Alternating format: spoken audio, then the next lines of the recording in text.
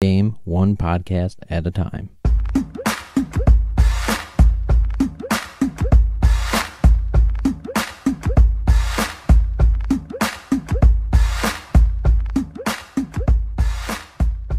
Hello, everyone, and welcome to the show this week. This is the Know the Game podcast. I'm your host, Ryan Conwell, the analyst and NCAA lacrosse editor at Lacrosse All-Stars. I'm very excited to bring you our guest this week, who is Ian Frenette, the Boston Cannons president.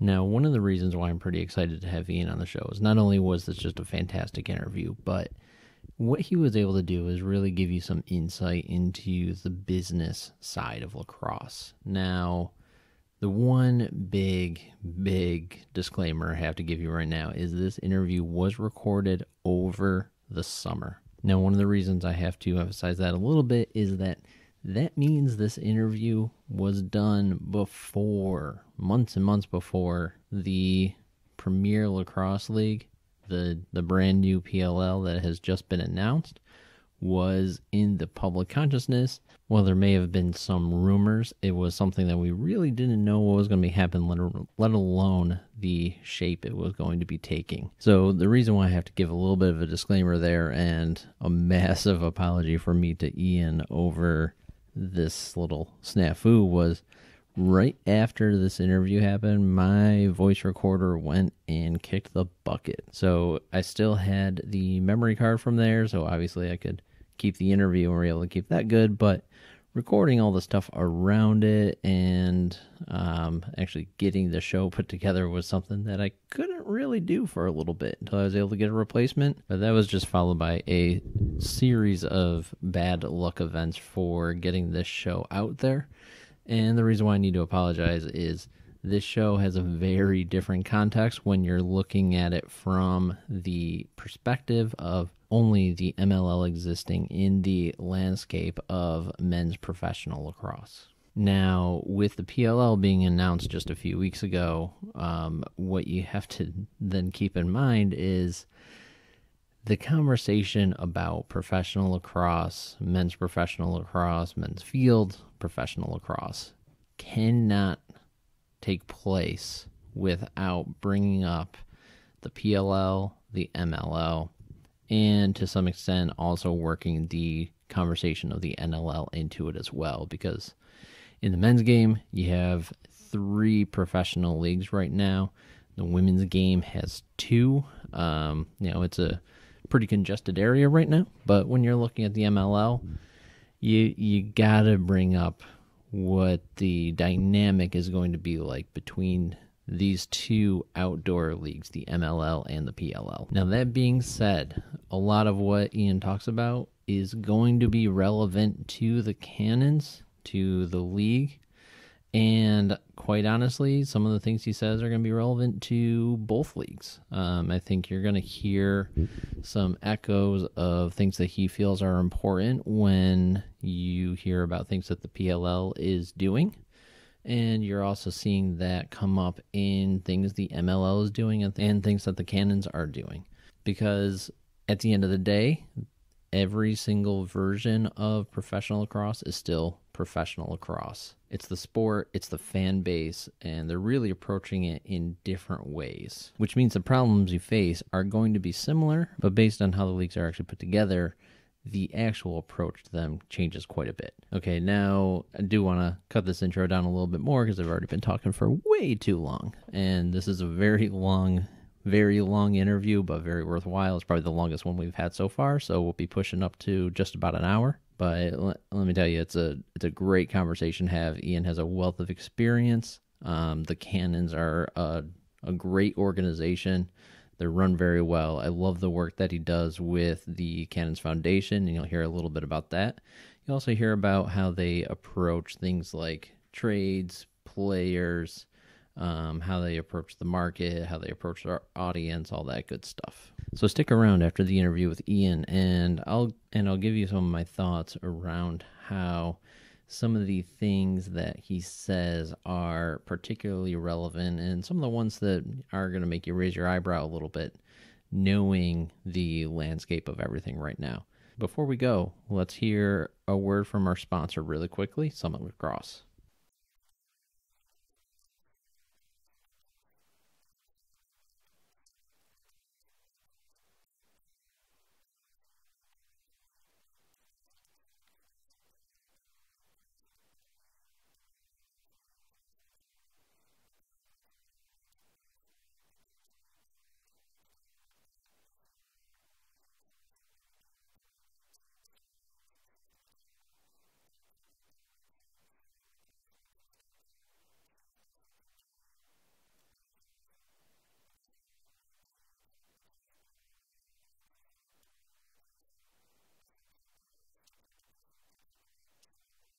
And now on to our interview with Cannon's president, Ian Frenette. Okay, so this week we are here with Cannon's president, Ian Frenette. Ian has been with the Cannons for a few years now, but we'll go into a little bit about how the front office of an MLL team works and what does it actually take to get a professional lacrosse team out on the field each week. So thank you, and welcome, Ian. Oh, thanks for having me. A little bit of my background quickly too, before it might help describe kind of what we do at the front office. Yeah, definitely. Why don't you give like a 60-second intro? Sure. Who are you? Why are we talking to you? Sure. So, president of the Cannons, started in the fall of 2015. We I have a good relationship with our owner, Rob Hale. He's a owner of the Boston Celtics, and I get to know him really well. When I was there, I spent 6 years there. 3 of them as the VP of sales on the corporate partnership side of the business. And prior to joining the Celtics, I worked for IMG based here in Boston and ran the Deutsche Bank Championship for 6 years.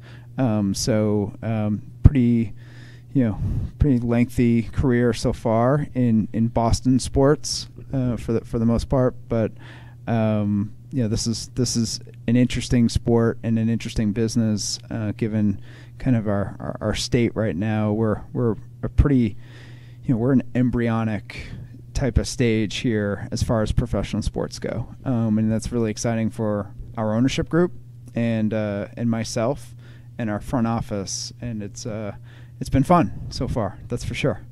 Now, that actually is interesting when you talk about how long you were with the Celtics. Were you there during their championship run? I started the year after. You started the year after, okay. But I did in my first year. We went to the finals and lost, which was a gut-wrenching, Game 7 in LA. I was there, and the way it went down is Ray Allen missed a layup and things kind of crumbled, which was too bad. But yeah, it was a lot of fun, and when you've worked for one of the most iconic franchises in sports, you take away a lot. And sometimes when you're in that position, you may take things for granted too because of the power of that brand. That's a global brand that you say Celtics, most people know who they are. Yeah, people know that Shamrock. Yeah, exactly. But it was a ton of fun, and I really learned a lot about running a professional sports team. So, one of the reasons Rob brought me on was to, how do we continue to evolve our sport in the MLL, and his goal is to make Boston, a championship team on the field and off the field. And so we're bringing a lot of practices into the Cannons business that we used at the Celtics. So one of the things I'm actually curious about is when you were working with the Celtics, you said it was right after the championship. Mm-hmm. What is the branding and marketing difference between, like you said, a global, highly recognized brand like the Celtics coming off of a championship? So, I mean, you're at your peak right there. And when you're talking to potential partners, it's quite a value proposition. You're in the seller's market. Yes, correct. Okay, yes, we have ad space. What are you going to do for it? Versus the Cannons, where you're starting from the niche and you're trying to bring people into the sport. So what is that dynamic like from the present? It's a great question. So, and I lived through at the Celtics too when we traded away KG and Paul. And we went from somewhat of a contender in those years to really having a lot of guys that nobody knew. And our team, we had to take a couple steps back, but obviously look at where they are today. That was all part of the master plan, and it worked, which is hard to do. But no, at the Celtics, there was a serious amount of momentum. You had a championship caliber team. The sales, they don't come easier. The conversations come easier. So opening up the door to people, on the corporate side, it was, it was pretty easy. Well, as well as the numbers and things you're talking about change. Totally different. And it's Boston, and people like a winner. And I think that the approach, even at the Celtics, my entire time there was local, but also national and global. Flip the switch here to the Cannons. The value proposition is very much local. It's very much a lower barrier to entry to get involved. But the number one thing that I believe that we have is we have youth in our age demographic and fan base is, it's very kid centric, and these young lacrosse players and athletes. If you were to walk into a fifth grader's classroom and survey, the boys and girls in that room, many of them know who Paul Rabel is. It's shocking to me when I first started with the league that these kids knew who he was, and obviously the stars on our team, Max Seabold, same thing. So I think that is a great asset for us. So that story, when speaking to a corporate audience, is very important. The other element is locally, we have a really good network of individuals who are the leaders of the corporate organizations that we work with.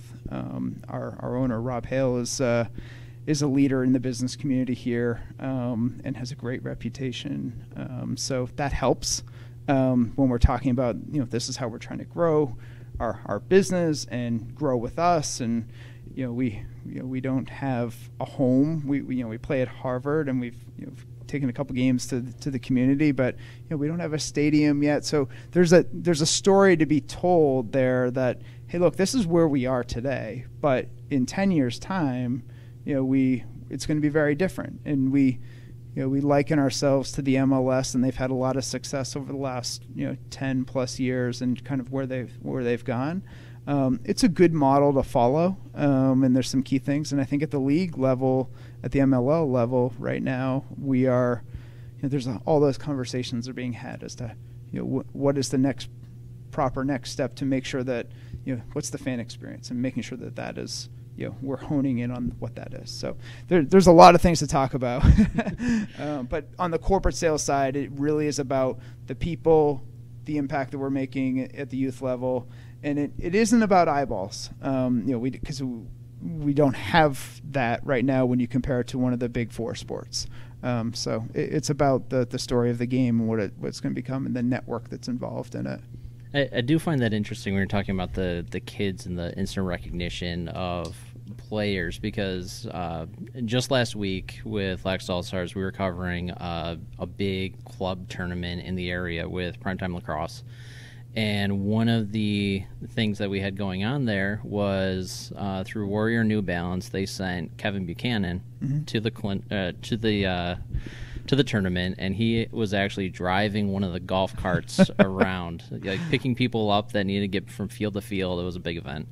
And he was having fun with it, turned into this whole like cash cab thing, and Kevin being Kevin. But what was funny is the adults that we would pick up didn't know who he was right away. We had to sort of like lead them on of like, there was a family from Connecticut, and it's like, well, have you ever been to a Black Wolves game? They're like, oh yeah, we love the Black Wolves games. They're like, well, there's one of the players right there. Right. But looking off the cart, you could see all the kids, even Kevin in street clothes, just wearing a New Balance shirt, sunglasses. Yep. All the kids were doing double takes. Absolutely. Watching him drive around. Like you could tell all the younger kids, I'd say like 12 to 16 or so, they all knew him. Yeah. And it wasn't the parents that knew him. It wasn't anything like that, even though they were going to the games too. Yeah. But the kids, it was instant. Just seeing him passing by, they're like, wait, that's Kevin Buchanan. Right.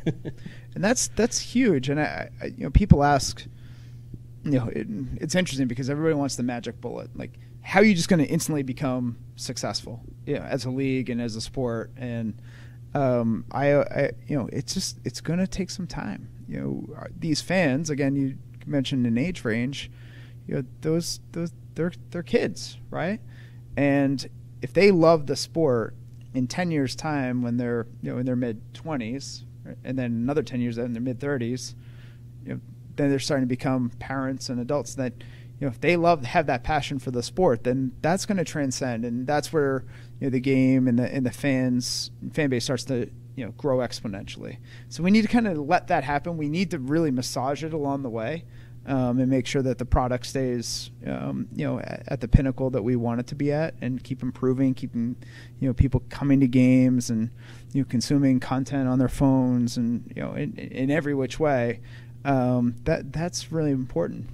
Everybody's always grow the game. I think it's true.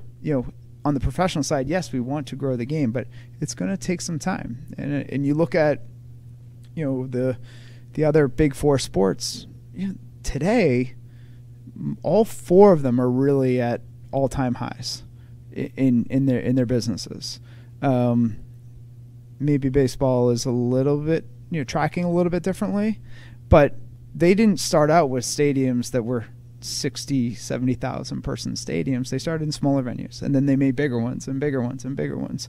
But it took them time to get there. So right. I think that's an important process for all of us on the business side to remind ourselves that it's going to take some time, and let's try to do it the right way. And those are the conversations we have.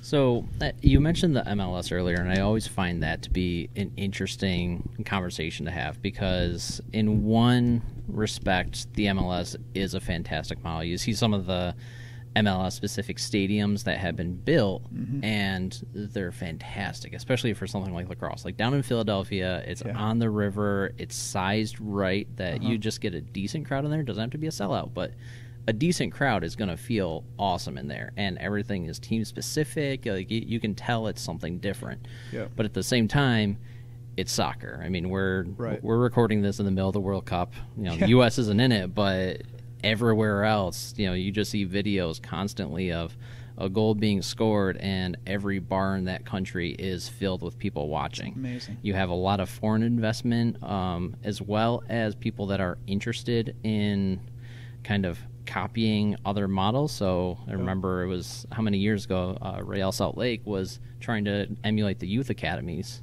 Yep. And pull people up to get the 14-year-olds, 16-year-olds, 18-year-olds to then get funneled up into the MLS clubs. Right. You do now have kids leaving college early, but it's not leaving early to play in the MLS. It's leaving early to hopefully play in the MLS so that they can then go over to the Premier League.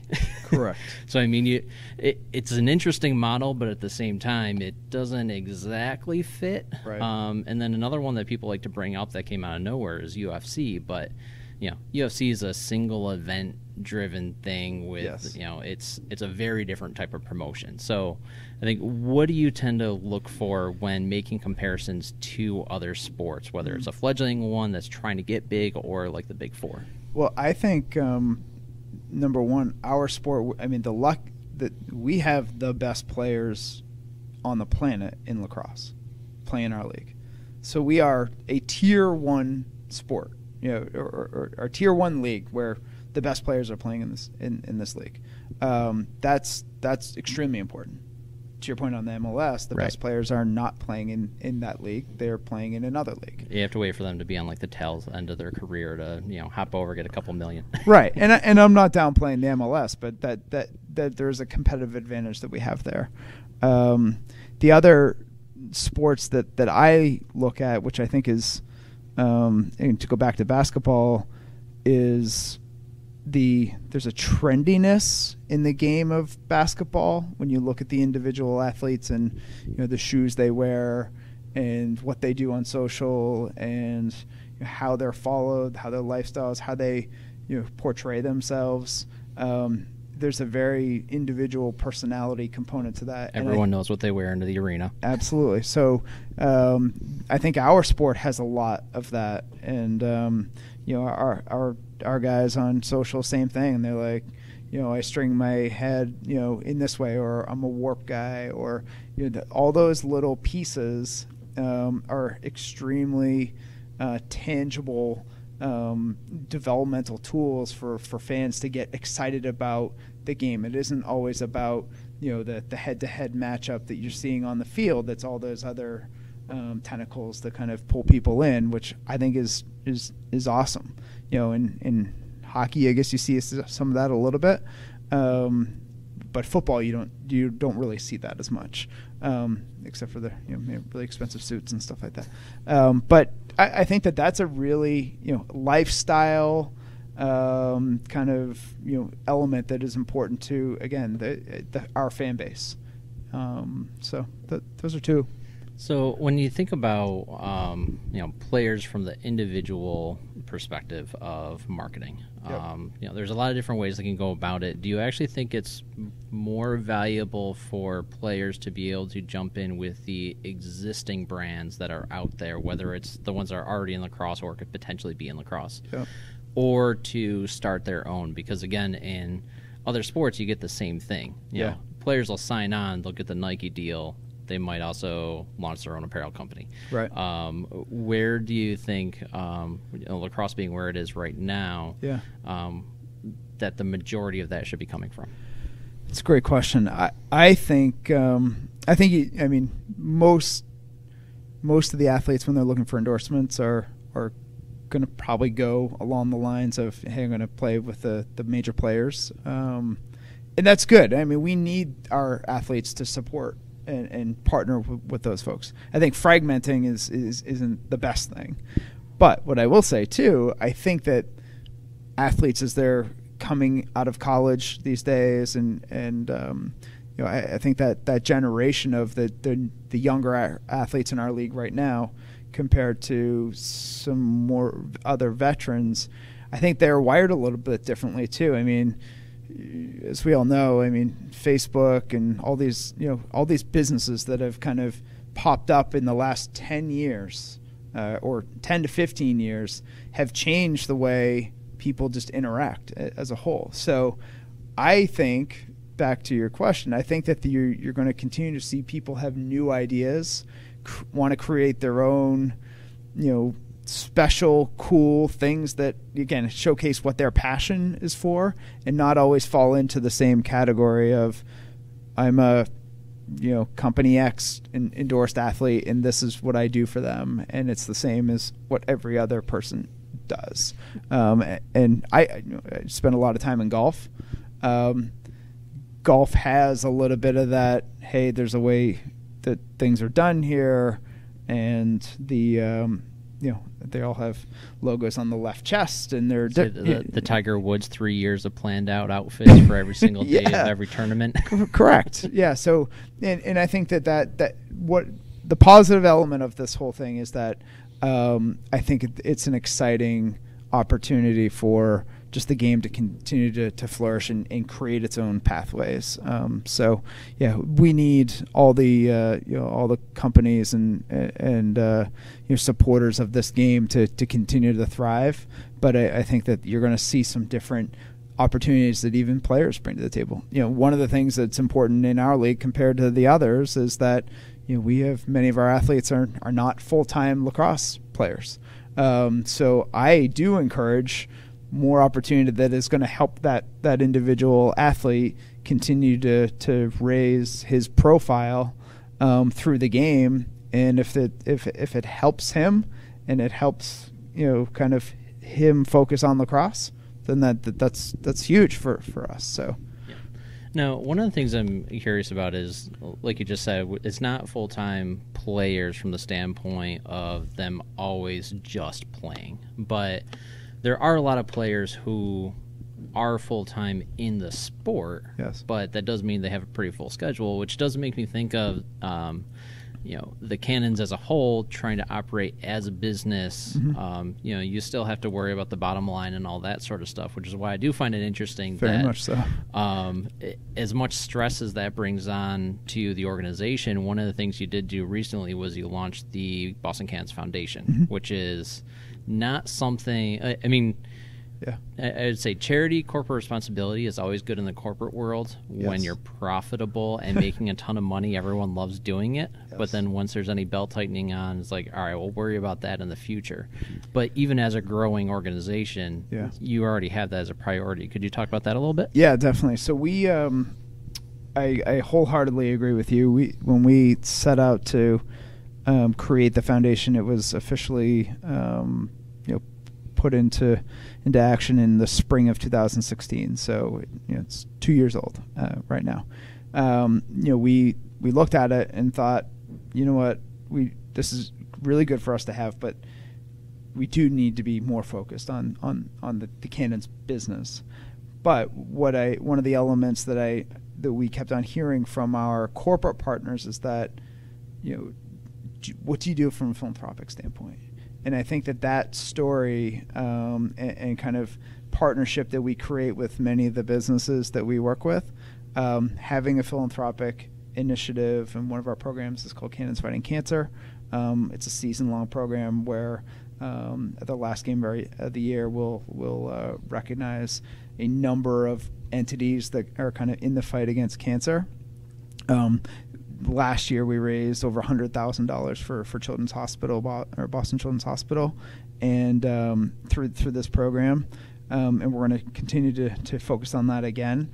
But we basically at the foundation have 3 primary events that we do each year. So there's Cannons Fighting Cancer program, which is not a lot of heavy lifting, but it's a tremendous story for us to get our partners and our fans to engage around, and it gives back to a great organization locally. The key component of this is that it isn't just about Children's Hospital, is that we honor what we call our Cannons Champions for Cancer. Organizations, whether they're associated with Children's or not, or they're just, there's this young lady, her name's Ella, and she has a lemonade stand, and a number of her friends have gone through a fight with cancer, and she raises money. So every year we have her there, and she we honor her, and organizations like hers all the time. So the important factor for us is, one, let's try to do the right thing in our community, and as I said, as a business, it's not a lot of heavy lifting, and what I think is cool about the foundation as well is we don't have any foundation employees in our business. Everybody on my staff really just chips in, and that's a fun thing for all of us to get behind and really kind of celebrate in the game that we choose every year to kind of celebrate it. So that's really why we created it. We have a golf tournament as well that we do in the fall, kind of an off-season thing. Again, another opportunity. How do we get our Cannons family of supporters, partner organizations, fans out to do something that's fun, and that's always a great event. And then the foundation also supports other organizations like Metro Lacrosse and Harlem Lacrosse, and we had those entities that we were supporting through the business. And we're like, let's push that off to the side a little bit and give it its own little happy place to kind of push things out through. So, and the other component, which I think helps us through the foundation, is we, comparable to many other foundations with the professional teams in our market, we do a lot, which is fun to be able to compete head to head with the big boys in the philanthropic space. So it's a good thing for us. It's the right thing to do. Our athletes get behind all the efforts here, and I think it means a lot to them too.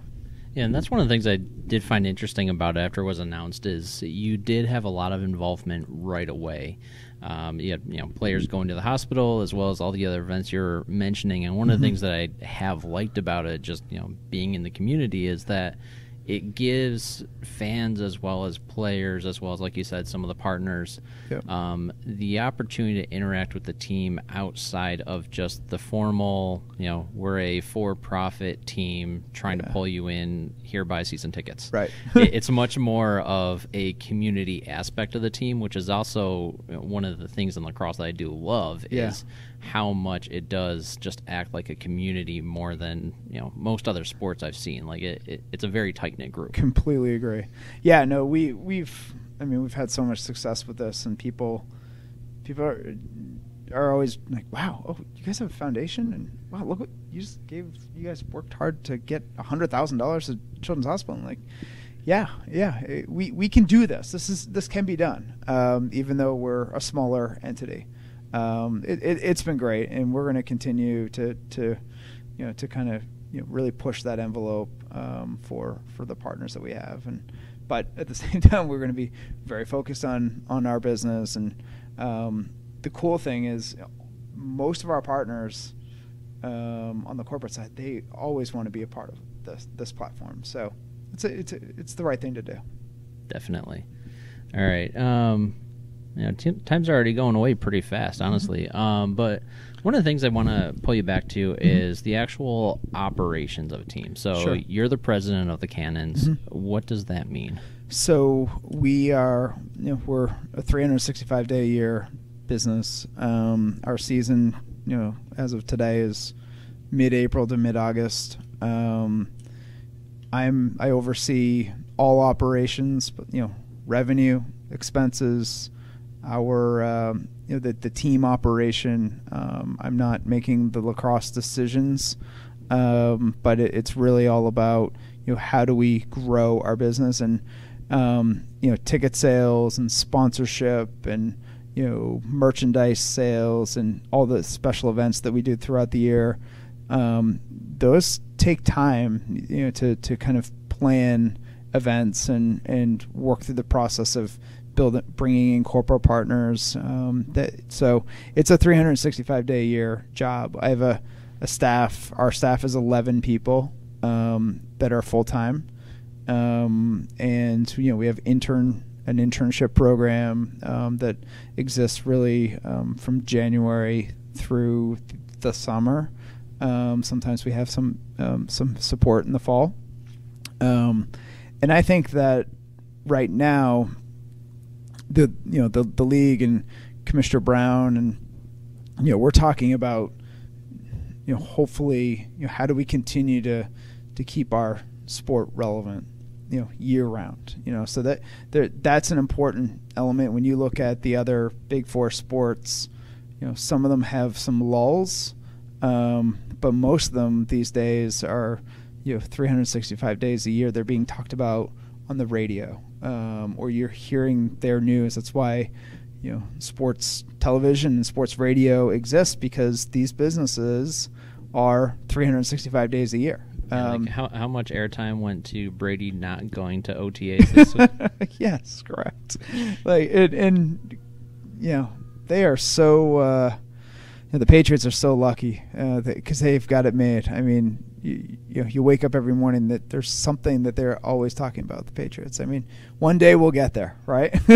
And then you also have the flip side of the Bruins burying news during the Patriots parade a year and a half ago. Because they know people are going to talk about it so much. They're try to hide it too.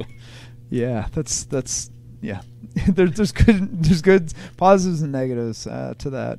To being under the spotlight, but so we are constantly working and planning, and I think we're going to continue to focus on the primary areas where we need to grow the business. But even on the team side, or like the athlete side of the business, that process starts in the fall.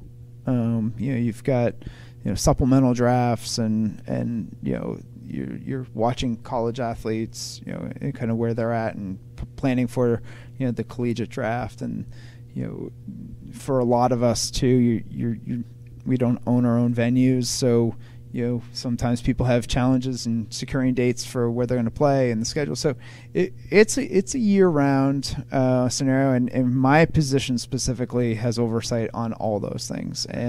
But we're set up like most professional teams in the sense that we have a corporate sales department, and we have our ticketing department, and we have a PR department and an operations department. So we've got those functions kind of set. As we continue to grow, we'll continue to expand them, and as we see new opportunities and challenges, then we'll maneuver accordingly. But that is my overall responsibility, to make sure that all those verticals are growing and being efficient and managed the right way. How much do you actually get involved with personnel decisions? Because I know we could probably talk like individual ones and it'd be a different story. But Sure. What about overall? So, for example, this past off season, like you were just saying, you started in the fall looking at things. But you had big announcements where Mitch Belisle, Max Seaball, Tyler Fiorito all coming back. Those were some of the big headlines. You also brought in Kyle Denhoff, who became an instant marketing person right there, and a Boston-based guy. Yep, absolutely. James Spinell, and you brought in Walsh for a bit. There's a lot of additional people coming in. Oh yeah, small, not just players, but yes, coach stars that's coming in was also a big deal. So, what is that like from the front office standpoint of framing marketing around the player decisions as well as coaching decisions that happen when you do have something with this much turnover? Yeah. So first, what I'll say is that any player or coaching personnel decisions we kind of manage by committee, and Coach Quirk is really the lead in understanding all those conversations and opportunities inside the walls of the league. He and I talk every day, and we really just talk through again the opportunity. And my job is really to help poke holes and understand. Okay, is this a long-term commitment? Is this a short-term commitment? What does this do for us on the field, off the field? And I think that's we've done a lot of work in the last 9 months. Yeah, really 9 months since we brought on Coach Starzia. And maybe that's the process with him was not a quick process either. So our goal coming into this year was, how do we get smarter about the decisions that we're making? How do we build around a philosophy of having good people, committed athletes, and in a good locker room culture. Right, because I also think it's important to mention that in the midst of doing all this turnover, you were also replacing your GM on top of it. Just losing Kevin Barney after so many years. Yep, and that wasn't an easy process either. And Kevin wore many hats inside our organization, so we added a VP of operations as well, and our look this year is different on the field and where we're playing. So we went through a lot of changes. But back to the player personnel component, Coach Quirk is really the glue that keeps a lot of these, all the conversations going, keeps our team together. And guys like Max, who you mentioned, and Tyler and Mitch. Those guys are, they're contemplating whether they're going to play this season or not. And, Coach spent a lot of time on that, and I think this is the same throughout the league. I will pat him on the back, but the commitment level that we get out of what I would call part-time coaches, it's a full-time job. Yeah. And they are all in, and I'll say that from Coach Starzia's standpoint, from Coach Quirk's standpoint, there isn't a day that they're not thinking about the MLO, and I think that people don't realize how committed they are, but at the same time how much work it is to manage a group of athletes, and it's an interesting situation by the phases that we kind of go through on the roster, where you have people who are great players, but they're also great college coaches. So they're involved in the college season, and that's their maybe a larger commitment for them. So they're not free to play on our roster until their college season is over. So there's a lot of jockeying for what's our lineup going to look like in week 1, and then how does it look in week 3, and who's available, who's not available, and that takes a lot of time and coordination. So I don't get overly involved in those pieces, but we do talk about it every day. That's for sure. So I'm curious. I'll just focus on one player before I wrap up with some of our final questions. But one of the situations that was interesting is that you had the first overall pick this year. Mm-hmm. You go with Trevor Baptiste, mm-hmm. but you did have Joe Nardella, who also hits a lot of the check boxes that you were just mentioning. College coach at Harvard. So, I mean, Correct. It's a local guy, a veteran that had also been, really one of the top face-off guys in the league proven. For a couple of years now. He's been hovering in that top 3 to 5 range mm-hmm. almost every single season he's been in the league. So, the hope is obviously with Baptiste to get the best face-off guy. Right. But how does that factor into the decision to replace a position you're already very strong with someone that is also incredibly as marketable as Trevor is? Right.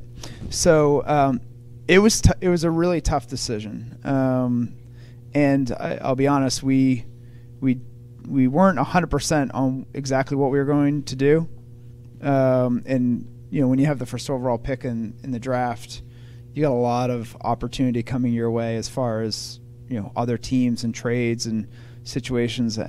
Right up to 15 minutes before the draft, we were still in conversations about moving players and doing deals for that number 1 pick. And so we knew it would be an interesting dynamic, but our philosophy was, if we are going to pick number 1, we were going to take what we believe was the best player in the entire draft, like the most impactful player available, and then once you have him, you determine what you do with him next. So, do you keep him? Is there an opportunity that comes to you and says, "Well, that's a we just got 2 All-Stars for Trevor Baptiste." That wasn't an offer that came our way, but it's an example of the type of mindset where you need to be at. But it put us in a position of power. And with Joe, we had, and Coach Quirk, managed this whole process, and along with Coach Starzia, we had Joe was fantastic. And we basically went to him and said, "Look, this is our situation. We've got 2 face-off guys. We'd love to keep you both, but Joe, what's important to you?" And I think he was very straightforward and said, "I want to play. I want to be a starting guy." And we said, "Well, we're getting a lot of interest, so we may make a decision to move you." And he understood that it's a business, and our whole goal when the situation is, again, that he had a value that's very high, and I feel pretty good about the deal that we did for him. Oh yeah, definitely. So we're it's all about how do you make your team better. Sometimes you need to make some difficult decisions, and I believe that given the position we're in now, because he was an asset, we are now in a position to continue to improve our team into next year. Yep. So yeah, we've got a pick. All right. Right. All right. So, as we wrap up, there's 5 questions I'd ask every one of our guests. I didn't give you any teasers on these ones. So, The first one we'll go with is, what is something you think is talked about too much in the lacrosse community that gets too much attention? The competition between the 2 leagues. They're 2 different entities. the game is different. You've got different athletes in there. Do you view it as competition? I think it's competition from a timing standpoint because we have an overlap. I think it's great for the game that it is lacrosse and the NLL is putting people into venues, but it's a very different. It's a very different business, right? They have their challenges are different than our challenges, in some ways. But I think it's great. I think what's unique about their business is that most of those venues, people are familiar with those venues, and those teams that play in, say Buffalo, for example, that organization is owned by a group that has other professional teams, right? Two of the biggest in the in their market. So that's a huge benefit for them to filter or funnel people into the Bandits business. I think it's great. It's awesome. It's it's something to be envious of. So in the end, people are seeing lacrosse, and I think for us, we just need to continue the momentum that we have in our sport, and they are a little bit different, and it's good. It's a good thing. Both products I think are strong. Right. Yeah, and I mean, as someone that watches and loves both leagues, I would say that the timing, like you say, is probably the biggest thing grating on me. Me personally, because I mean, you want to watch both, right? And obviously that affects some of the players, but they are two different sports. They are, and there is some crossover on the athlete side, but I think that they are different sports, different sports is the best way to put it. I'll leave it at that. All right. So what's something that's not talked about enough? Just how good our guys are. The players in this league.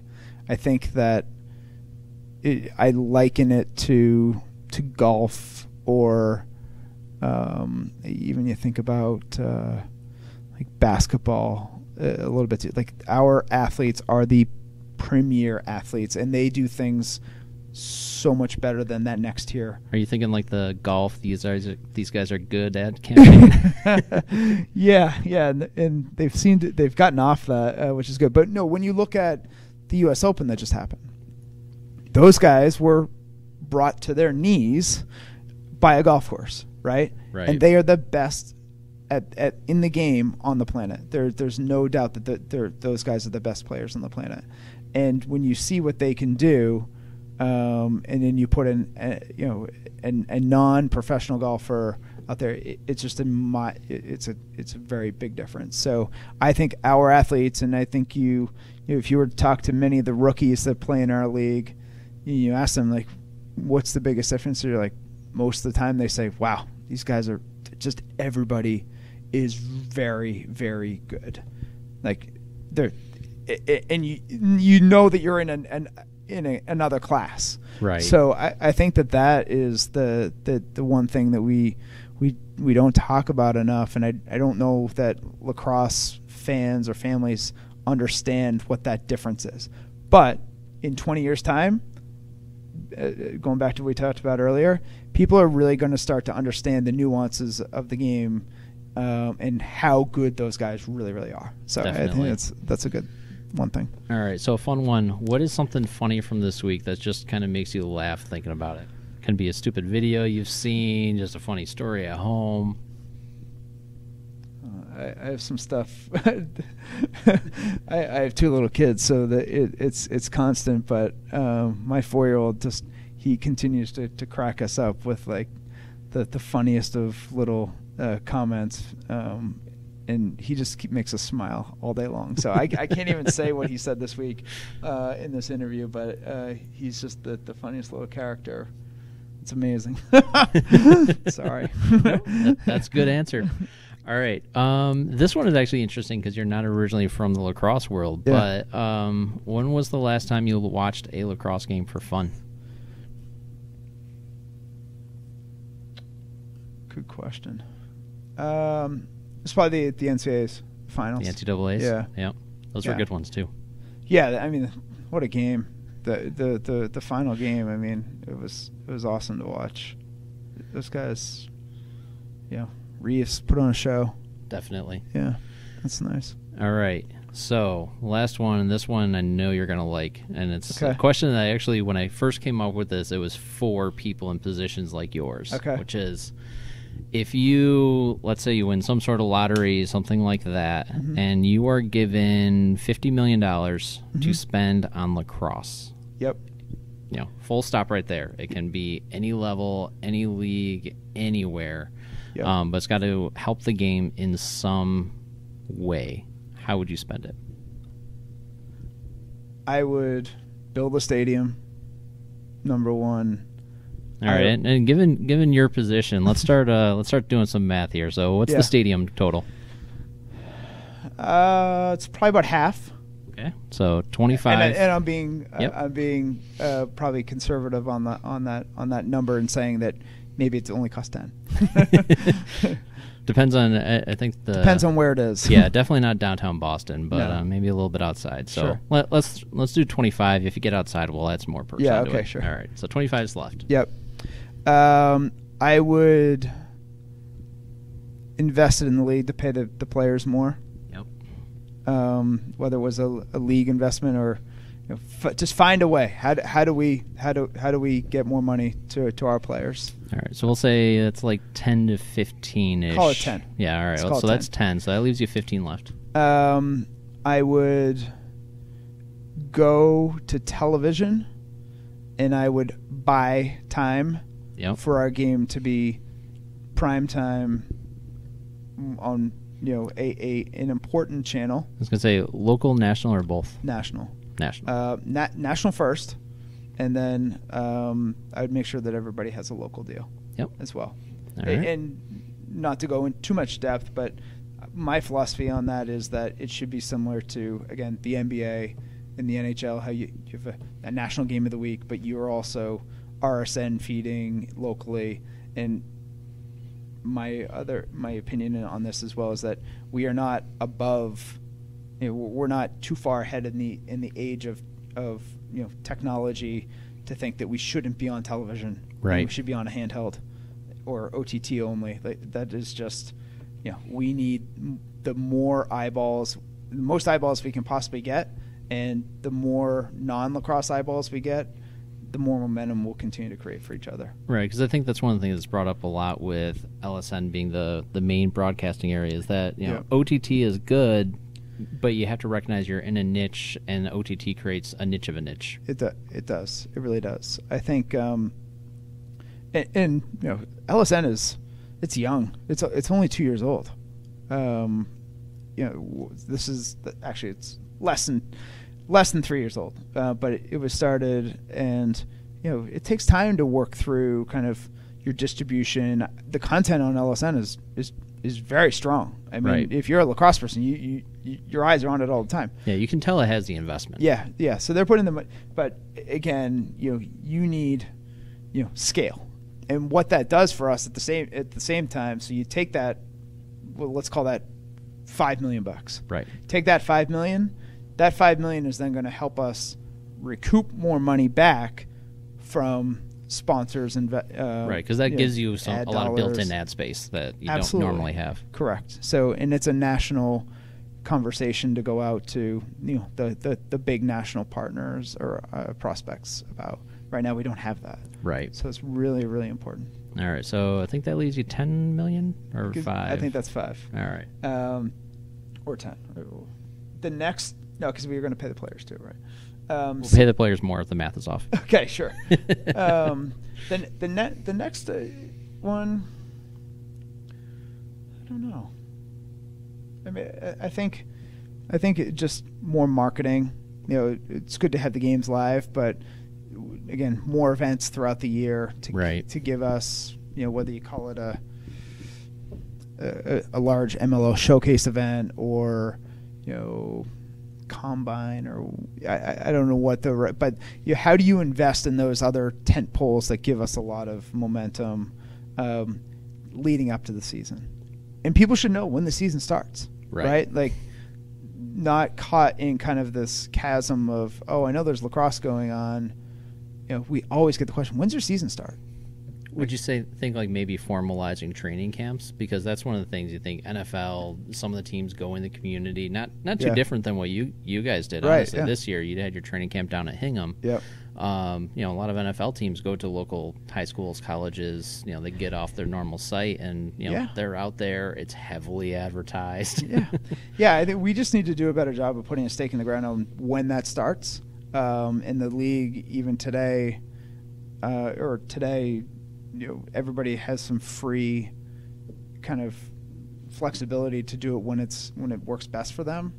And I don't know, is the answer that we need that flexibility, or should we all be doing it on, training camp opens this Thursday and it goes Thursday, Friday, Saturday, Sunday, and it's, is it 1 week? We do 2 weekends of training camp every year. So it all goes back into that backtracking of phases of the number of players that you can get in week one to be on your roster. Our roster today is probably 50%. 50% of the guys that are on our roster now were on the roster in week one. Oh yeah, it's a complete change. Yeah. So and we need to work hard to get away from that, because even from a fan's perspective.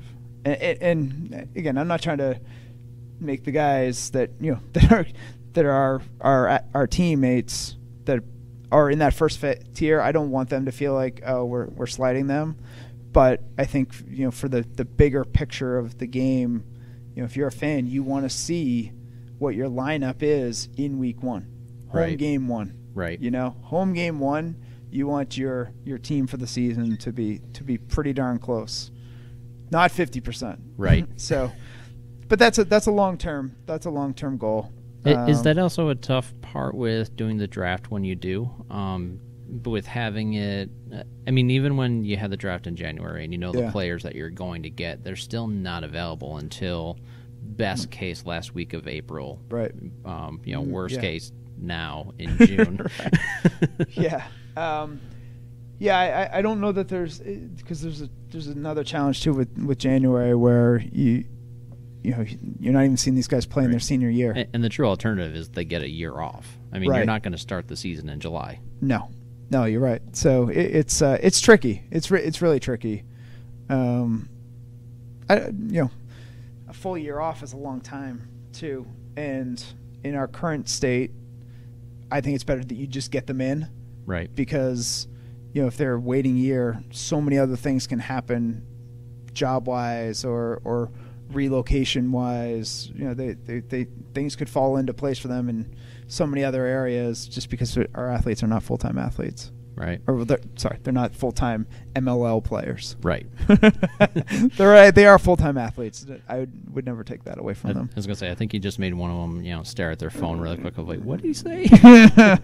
No, they are absolutely full-time, and I think that's amazing. I'll add, Coach Starzia mentioned this to me, and he's like, and I'm sure he would back it up. He'd say, look, it's amazing how committed our players are to the process.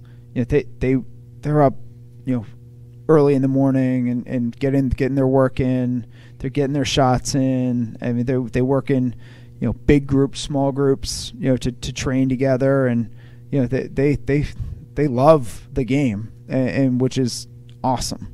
And I think that's really important about kind of who our league is. That these guys are absolutely committed. They love it. Yeah, and there's a lot that even play in weeknight men's leagues. And I talked to a lot of them. For some of them, it's they want to face some sort of competition rather than just a net in the field. Oh yeah. But a lot of them they love playing. Right. They don't even care who it's with. They just want to keep playing. Absolutely, and it's just another challenge of ours too, where we practice once a week. On a Friday night. Yep. Once everybody gets into town, and then you do a walkthrough on Saturday before a game. So they want to get their reps, and they want to go head to head with somebody and not just with a buddy and firing balls on net. Yep. All right. Well, that's about all the time we have right now. So Awesome. I definitely appreciate your time. I feel like we probably could have kept talking Yeah. for another hour or so. But, good luck with the rest of the season. Thank you. Hope everything shapes up well. Awesome. Thanks so much. Thank you. Appreciate it.